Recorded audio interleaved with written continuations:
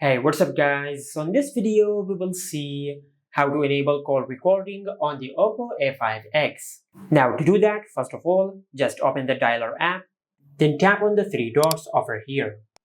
Then go to settings. From here, just tap on call recording. Now you have a few options to record calls on your smartphone. First of all, you have the option of record specific numbers. If you tap on record specific numbers, you can select specific contacts for which you want to record their calls.